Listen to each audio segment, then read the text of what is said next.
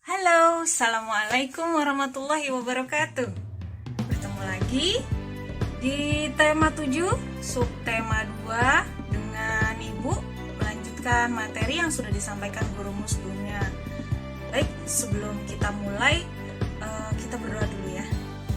Itu yang masih tiduran, ayo duduknya tegak, diangkat kedua tangannya, kita berdoa semoga ilmu yang kita coba peroleh hari ini bisa masuk ke dalam kolbu kita, lantas akan bertahan selamanya ya, dan bisa kita manfaatkan, bisa kita bagi untuk orang lain juga. Oke, ya, Bismillahirrahmanirrahim. Rabbi zidni ilma warzuqni fahma. Ya Allah, tambahilah ilmuku dan pertinggilah kecerdasanku. Amin. Baik, sudah siap? Ya, Bereska akan menyampaikan materi subtema 2 tentang peristiwa kebangsaan seputar proklamasi. Silakan, selamat menyaksikan slide yang akan Ibu berikan untuk kamu semua. Oke? Semangat! Baik, anak-anak, kita mulai materi hari ini, yaitu tentang peristiwa kebangsaan seputar proklamasi dari tema 7, subtema 2. Oke. Ya, jadi kita akan mengulas sedikit tentang peristiwa apa saja yang terjadi sebelum Indonesia merdeka. Kita telah tahu bahwa selama ini Indonesia dijajah cukup lama oleh bangsa-bangsa Eropa maupun bangsa Asia. Yang dari Eropa diantaranya ada Portugis, Spanyol, Belanda, lalu ada kemudian Inggris. Sementara bangsa Asia yaitu bangsa Jepang. Oke, dimulai dari peristiwa Rengas Dengklok. Apa itu sebenarnya? Ya, silakan kalian buka buku tematik halaman 51. Nah, peperangan tidak hanya terjadi kala itu di dalam negara kita saja. Ternyata di luar negara kita pun sedang terjadi peperangan. Ya, saat itu ada tentara sekutu. Sekutu ini adalah negara-negara barat yang bergabung. Ya, diantaranya ada Belanda, Inggris, Portugis, Spanyol, lalu negara-negara Eropa sebagian besar. Negara sekutu melakukan sesuatu pada tanggal 6 Agustus 1945. Apa itu? Negara sekutu menjatuhkan bom atom di tempat musuhnya, yaitu Jepang. Lebih tepatnya di Hiroshima dan Nagasaki. Kondisi saat itu Jepang luluh lantak, terutama bagian Hiroshima dan Nagasaki, rata dengan tanah. Bagaimana tidak, bom atom yang dijatuhkan. Nah, mendengar peristiwa ini di negaranya sendiri, maka kemudian Jepang menarik pasukannya dari Indonesia untuk pulang ke negaranya. Lantas apa yang terjadi?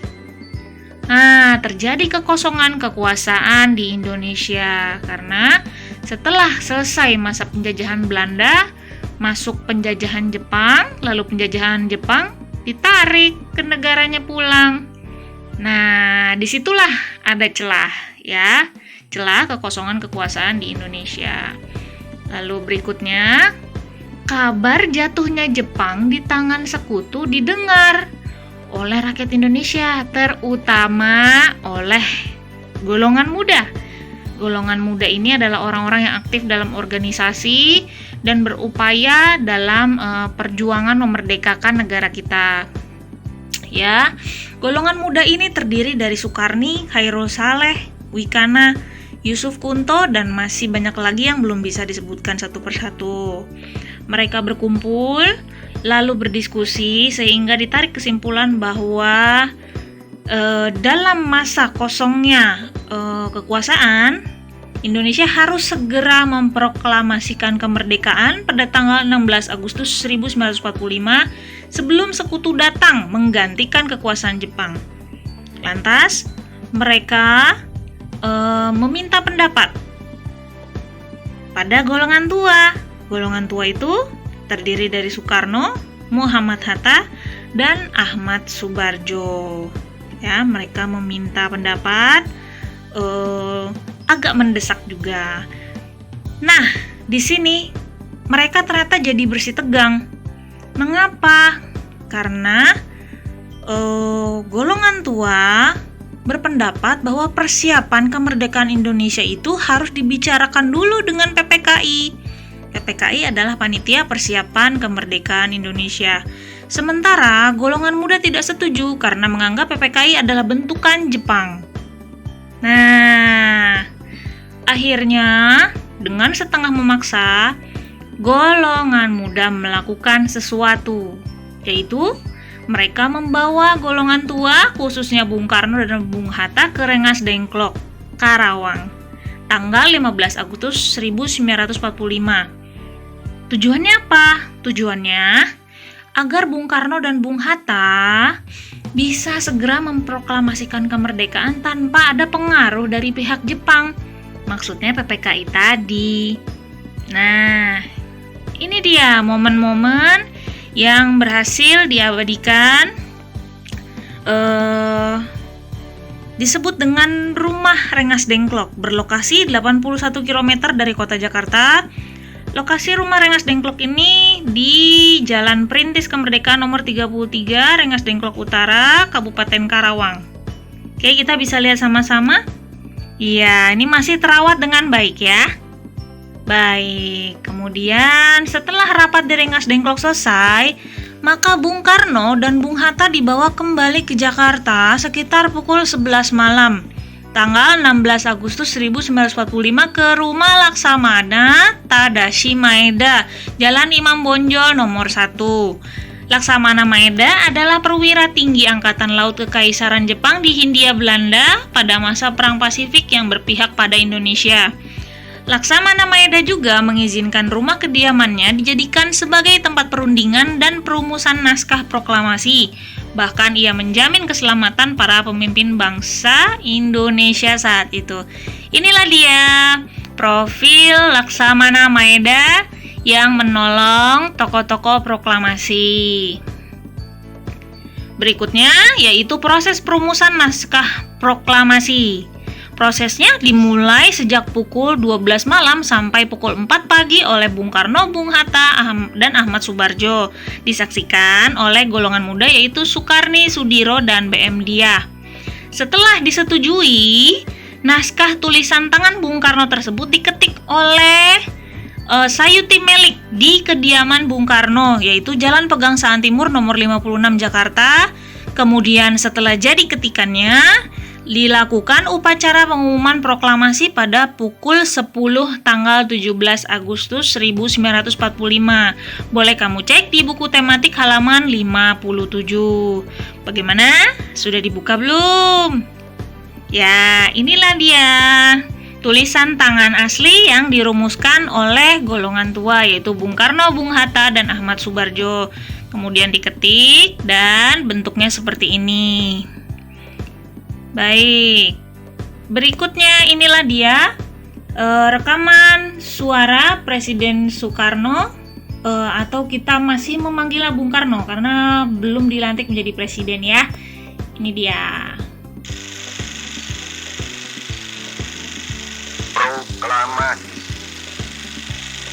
Kami, bangsa Indonesia, dengan ini menyatakan kemerdekaan Indonesia. Hal-hal yang mengenai pemindahan kekuasaan dan lain-lain diselenggarakan dengan cara saksama dan dalam tempo yang sesingkat-singkatnya. Jakarta, 17 Agustus 1945 atas nama bangsa Indonesia, Soekarno-Hatta.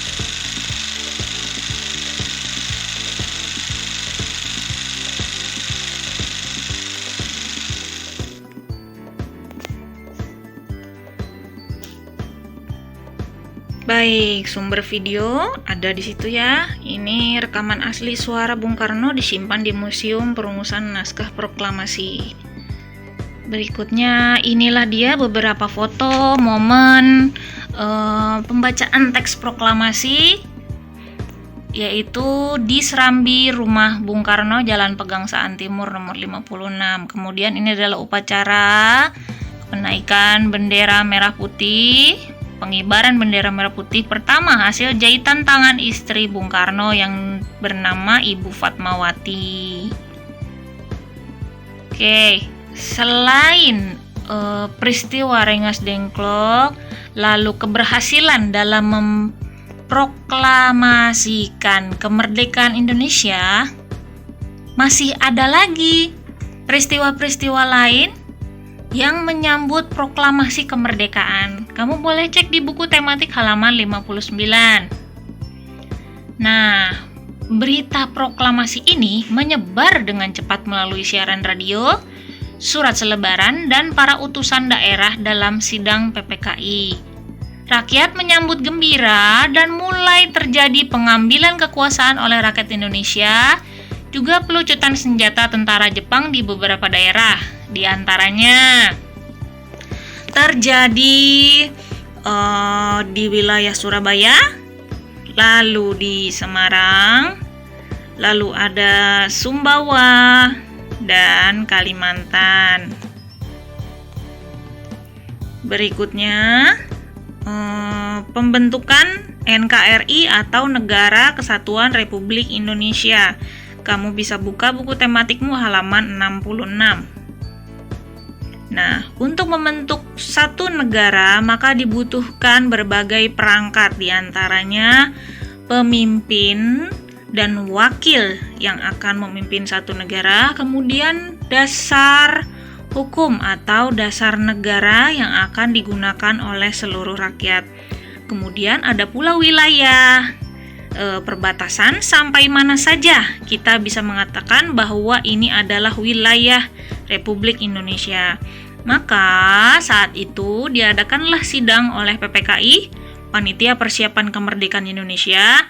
Sidang yang dilaksanakan 3 hari di Gedung Kesenian Jakarta tanggal 18, 19, dan 22 Agustus 1945. Jangan lupa dicek coba, bukunya dibuka halaman 66.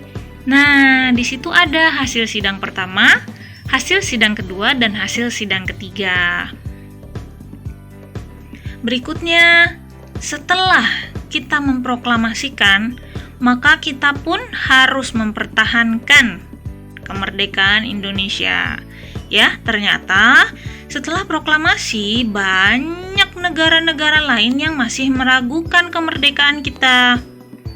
Nah, akibatnya pasukan sekutu, yaitu diantaranya Inggris, mulai masuk untuk kembali menguasai Indonesia. Karena mereka masih tidak percaya kalau Indonesia sudah merdeka. Namun mendapat perlawanan sengit dari rakyat Surabaya dalam peristiwa 10 November 1945 ya. Ini kita tetapkan sebagai Hari Pahlawan karena pada saat itu rakyat Surabaya atau yang kita kenal dengan area-area Surabaya terlibat dalam pertempuran yang amat sangat hebat dan dahsyat ya. Nah, selain peperangan, Indonesia juga menempuh jalur diplomasi dengan pihak lawan. Tujuannya ya untuk mengurangi pertumpahan darah ya. Indonesia juga banyak sekali orang-orang pintar. Maka dengan kepintaran itulah kita gunakan untuk cara yang lebih halus, cara yang lebih etis tanpa harus mengorbankan banyak nyawa.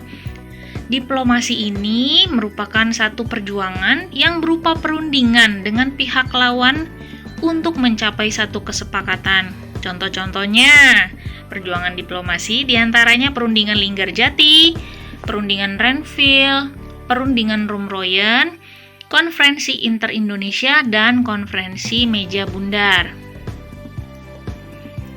Nah, setelah sekian lama kita dijajah, apakah mungkin ada pengaruhnya bagi rakyat Indonesia?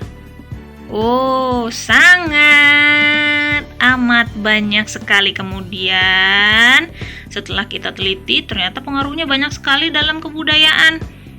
Nah, lamanya masa penjajahan ternyata berpengaruh pada budaya Indonesia. Budaya itu sendiri merupakan segala sesuatu yang dihasilkan oleh akal budi manusia. Di antaranya unsur budaya, peralatan dan perlengkapan hidup. Nah, kita menjadi lebih modern, ya, karena kita mendapat pengaruh atau mendapat contoh dari negara-negara modern yang pernah menjajah Indonesia. Kemudian mata pencaharian hidup. Orang-orang Indonesia secara tidak langsung diajarkan metode bercocok tanam dengan lebih terstruktur, lebih baik, dan bisa menentukan komoditas tanaman apa saja yang baik untuk diekspor. Ini tentu saja menambah devisa negara ya, bahkan sampai saat ini. Kemudian sistem kemasyarakatannya menjadi lebih teratur. Lalu ada bahasa. Nah, bahasa daerah sendiri sudah merupakan satu kekayaan untuk satu provinsi tertentu. Apalagi jika ada orang-orang Indonesia yang pandai berbahasa Jepang, bahasa Inggris, bahasa Belanda, bahkan bahasa Portugis. Nah, mereka pun pasti belajar, pasti bergaul, pasti bersosialisasi ya dengan orang-orang yang memang baik dan bertujuan untuk meningkatkan taraf pendidikan pada masa itu. Kemudian kesenian, wah ini jangan ditanya, banyak sekali, mulai dari makanan, mulai dari lagu, mulai dari tarian, wah luar biasa. Oke, sistem pengetahuan kita pun lebih terstruktur, diantaranya membukukan ilmu-ilmu baru, mencatat ilmu-ilmu baru sehingga bisa dicetak untuk kemudian diwariskan pada generasi berikutnya ya. Jadi ilmu yang kita punya dituangkan dalam tulisan agar bisa diwariskan untuk generasi berikutnya. Kemudian religi. Nah, ini juga jadi terpengaruhnya bagaimana? Sejak awal Portugis masuk ke Indonesia, mereka punya salah satu tujuan selain mencari rempah-rempah yaitu gold, glory, gospel. Nah, gospel itu adalah sasaran untuk memperluas ajaran agama. Ajaran agama apa di situ? Yaitu Kristen, Katolik maupun Protestan. Nah, adakah agama-agama lain yang masuk ke Indonesia? Ada. Makanya sampai saat ini Indonesia dikenal dengan 5 agama besar, ya. Sudah bisa menyebutkan belum semuanya? Wah, pasti bisa ya. Baik, peristiwa heroik yang terjadi dalam masa perjuangan memerdekakan Indonesia merupakan hasil dari semangat persatuan dan kesatuan para pejuang tanpa memandang sara. Apa itu sara? Sara itu adalah suku, agama, ras, dan antar golongan. Jadi para pejuang tidak pernah berpikir bahwa karena kita berbeda maka kita tidak pantas berjuang bersama. Tidak seperti itu. Justru karena berbeda maka mereka memutuskan untuk saling menghormati. Ya, dengan menerapkan sikap kerukunan dan saling menghormati, kita bisa mempersatukan beragam perbedaan yang ada di Indonesia. Itulah yang membuat kita berhasil mengusir penjajah pada masa itu. Oke? Ya. Baiklah. Sampai di sini. Semoga bisa dimengerti ya.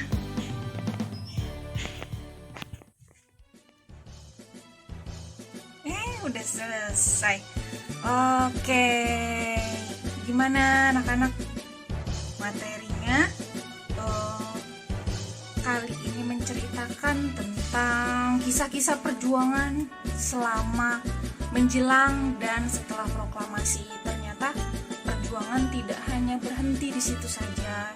Sampai hari ini Indonesia pun masih berjuang, tapi sudah tidak menggunakan kekerasan. Jadi lebih banyak menggunakan diplomasi dengan negara-negara lain ya. Salah satu contohnya Indonesia tergabung dalam Perserikatan Bangsa-Bangsa.